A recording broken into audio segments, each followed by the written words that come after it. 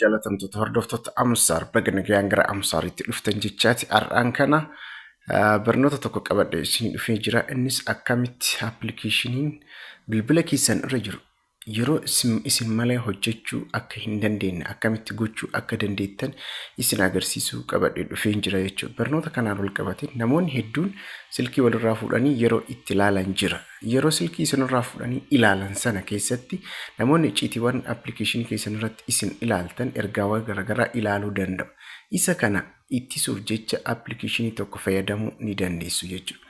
Appilikeeshiniin kun dhuma irratti akkamitti eessa akka argamuu fi akkamitti akka argamu kan viidiyoo kana dhuma irratti kan isin agarsiisu ta'a jechuudha. Kanaaf jecha appilikeeshinicha fidee asitti bilbila kee irratti fe'ee jira. Kanaafuu eessatti argitu as dhuftanii appilikeeshinicha asitti argachuu ni dandeessu jechuudha. Isa kanaan wal qabateeti appilikeeshinii kana appilikeeshinoonni bilbila keessan irra jira isin malee akka hin hojjenne gochuun hin danda'ama jechuudha. Kunis yeroo ijoolleen keessan yookaan bilbila fuudhanii ittiin taphatan yookaan akkasumas namni garaagaraa isinirraa fuudhee ilaalu isin malee akka hin hojjenne gochuu ni danda'ama jechuudha. Kanaaf asitti isa irra tuquudhaan gara keessaatti ni seena.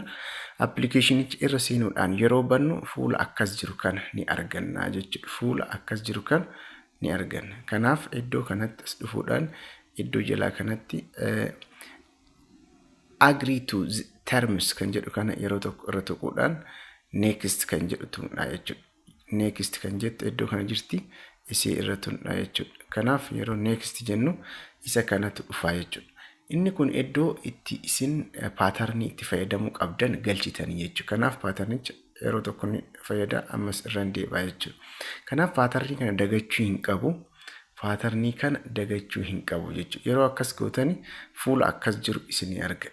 Kanaaf irra deebitanii iddoo kana yeroo tuqxanii isuma kana argitanii jechuudha. Kanaaf ammas iddoo kana tuqxu. Sana booda ammas irra deebi'uudhaan iddoo inni sosocho'u kana akkas tuqxu jechuudha. Sana booda iddoo kana akkas jedhu kana ni argitanii jechuudha. Yeroo iddoo kana argitanii manage application kan jedhu kana ni argitu direct jechuudha. Directly kan isin argitan manage application kan jedhu kana ni argitu. Isa irra tuquudhaan yeroo tokko gara keessatti ni seentu yeroo sana booda fuula akkas jiru ni argattu jechuudha. Fuula akkas jiru erga argitanii booda gara gadiitti cancel fi data collection and privacy kan jedhu gadiitti type to accept fi cancel tu jira jechuudha. Kanaaf iddoo kanatti kan isin argitan iddoo kanatti kan isin argitan iddoo kanatti kan isin argitan type to accept inni kun ammoo cancel isa jedhudha. Cancel isa jedhudha. Kanaaf isa kan fudhachuudhaan maal gootu accept gootanii jechuudha. Accept yeroo gootan gara kanatti isin geessa jechuudha. Accessibility isa akka on godhu na gaafata. Isa kan allow jedheetan gara keessaatti deebi'a jechuudha.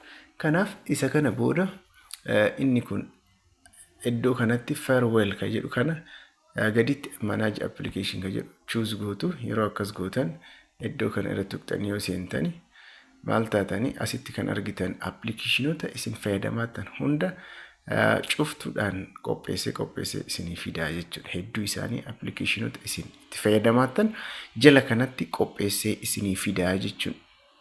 Isa kanaan wal qabatee akkamitti akka itti fayyadamuu qabdan ilaaluuf deemnaa jechuudha. Inni kun bifa kanaan yeroo gootanii yeroo tokko irra yeroo tuqxan kalerii furaa kana yookaan cuftuu kana jijjiiraa deemaa jechuudha. Cuftuu kana jijjiiraa deema. Kana jechuun akkaataa inni itti jijjiiru kun jijjiiramsiisaa akkaataa ittiin cuftanii jechuudha. Fakkeenyaaf amma yeroo baay'ee kan argamu viidiyoo Vishaa Playerii kana fudhattanii Vishaa Playerii kan fakkeenyaaf Vishaa Playerii qofa fudhadhe asitti kan argitan kana isa yeroo tokko irra tuqnee haa ilaallume.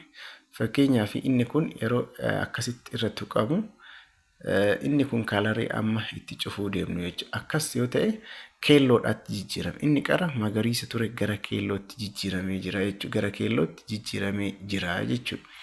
Gara keellootti jijjiiramuun isaa akka yeroo namni appilikeeshinii kana banee fayyadamu paatarnii isa gaafatu gochuu jechuudha. Paatarnii isa gaafata. Fakkeenyaaf isa kana keessas baanii ilaaluun ni danda'ama.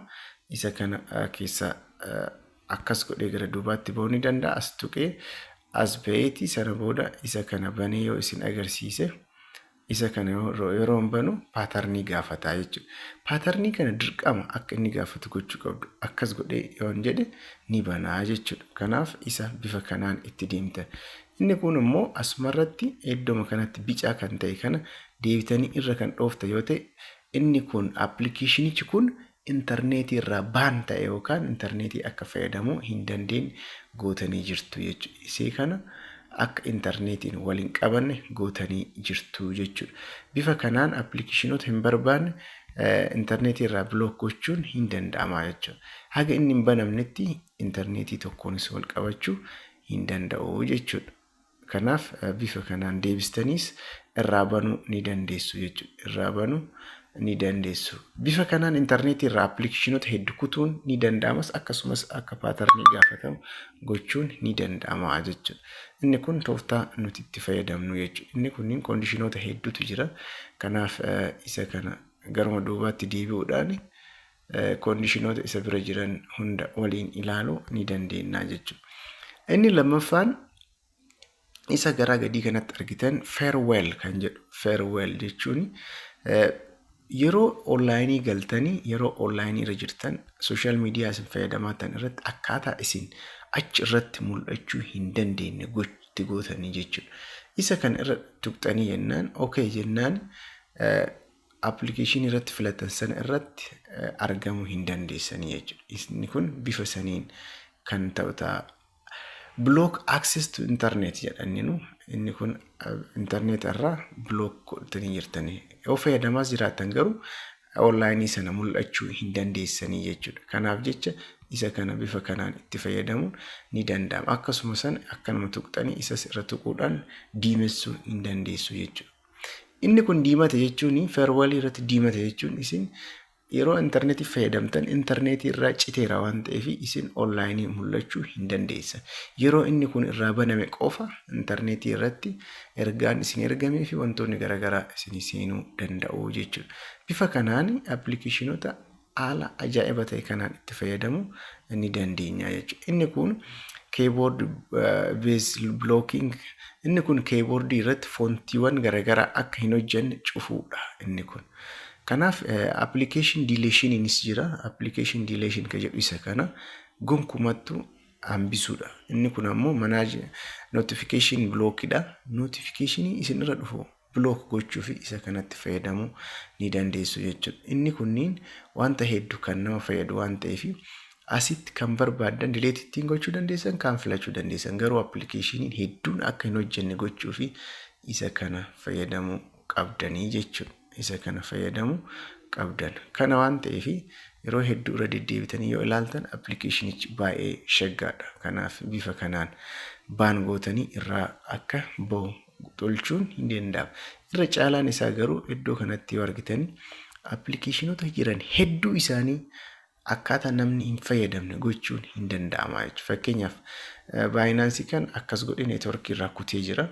Neetworkii irraa adda kutee jira jechuudha. Inni kun daataa ta'e waan intarneetii garaagaraa irraa erga diimaan kun irra galee baan ta'e bahee jira waan ta'eef seenuu hin danda'u jechuudha. Bifa kanaan appilikeeshinii isin qofa bira malee nama biratti akka hin hojjenne taasisuun salphumatti kan danda'u ta'uu asiin hubanne. Fakkeenyaaf asitti isaan kanneen lamaan irra deddeebi'ee akkasii yoo godhe ta'e jidduu kanatti kan argaman hundi isaaniitu intarneetii irra citanii jiru jechuudha. Intarneetii irra citanii jiranii jechuudha. Yoo argitaniitiin jettan hanga diimaan kun irra jirutti isaan intarneetii hojjechuu hin danda'anii jechuudha. Garuu akka hojjetan gochuuf irra deebitanii isa kana irraa baasuun ni danda'ama. Isa kana irraa baasuun ni danda'ama jechuudha. Inni kun haala itti fayyadamaa keessatti appilikeeshinii bilbila keessan irra jiru isin malee akka hin hojjenne tooftaa itti godhan waan ta'eef barnoota haalaan ajaa'iba ta'e kanaa fi barnoota akkana wantoota gaggaarii ta'e agarsiisu kan argachuu yoo barbaadan subscribe, share, like gochuun nuti dabalama akkasumas nu wajjin akka hojjettan jechaati. Hanga viidiyoo biraa qabannee walitti deebinutti barnoonni keenya har'aa isuma kana ta'a. Waan na wajji buutanii ilaaltaniif baay'ee galatoomaa jechaati. Eessaa akka argannu haa ilaallu ammoo. Eessaa akka argannu haa ilaallu. Fakkeenyaaf appilikeeshinicha gara duubaatti deebi'uudhaan Play Store irra galtu. Play Store irra galuudhaan caps letterii keessan cap lock gochuudhaan fayyadamtan. Iddoo kanatti maal jettanii barreessitu lock and block jedhu fayyadamtanii jechuudha. Appilikeeshinichi isa kana. Kanaaf asirraa buusuun ni danda'ama jechuudha. Play Store irraa buufachuun ni danda'ama jechuudha. Kanaaf isa kana haala kanaan fayyadamuudhaan appilikeeshinii kana salphaatti itti fayyadamuu waan dandeessaniif akkasuma ani buusee waan jiruuf open jechuu qofa as tuqeeyyennan open jedha dhufee isa kana naabanii jira. Kanaaf jecha haala kanaan itti fufna. Hanga viidiyoo biraatii walitti deemnutti nagaaf jaalalaan tura jecha ciao isiniin jedha.